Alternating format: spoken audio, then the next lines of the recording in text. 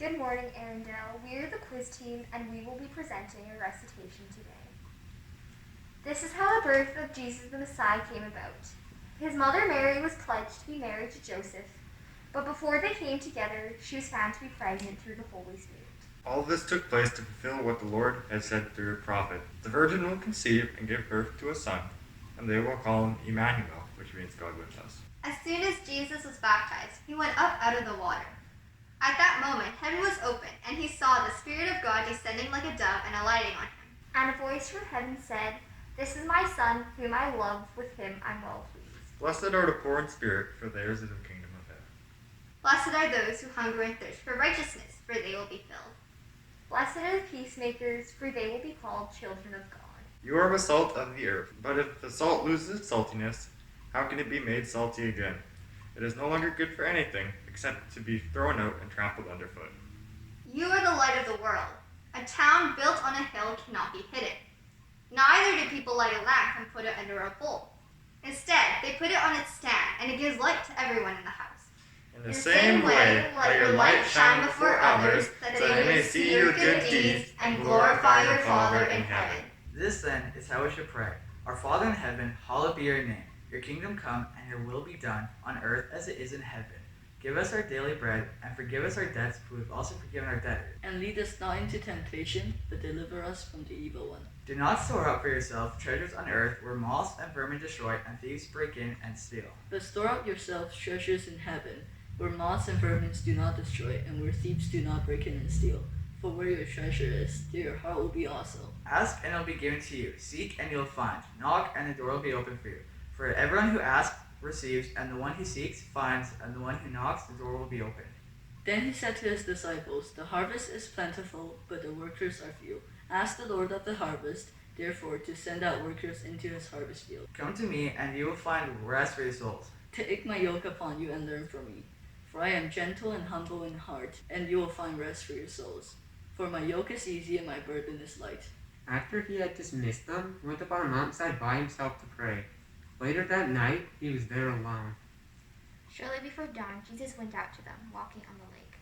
When the disciples saw him walking on the lake, they were terrified. "It's a ghost," they said, and cried out in fear. But immediately Jesus said to them, "Take courage, it is I, don't be afraid." "Lord, if it's you," Peter replied, "tell me to come to you on the water."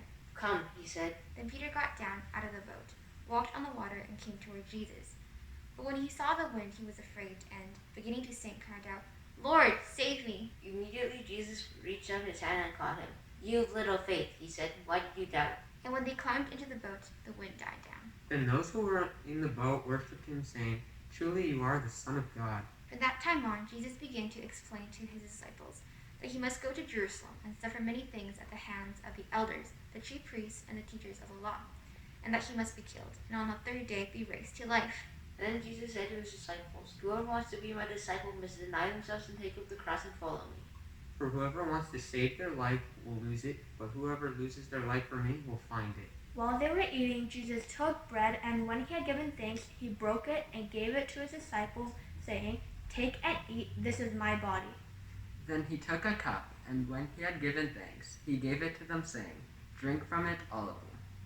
This is my blood of the covenant, which is poured out for many for the forgiveness of sins. I tell you, I will not drink from this fruit of the vine from now on until that day when I drink it new with you in my Father's kingdom." Going a little farther, he fell with his face to the ground and prayed, "My Father, if it is possible, may this cup be taken from me. Yet not as I will, but as you will." Then the governor's soldiers took Jesus into the praetorium and gathered the whole company of soldiers around him. They stripped him and put a scarlet robe on him, and then twisted together a crown of thorns and set it on his head. Above his head they placed a written charge against him. "This is Jesus, the King of the Jews." About 3 p.m, Jesus cried out in a loud voice, "Eli, Eli, lama sabachthani," which means, my God, why have you forsaken me?" And when Jesus had cried out again in a loud voice, he gave up his spirit.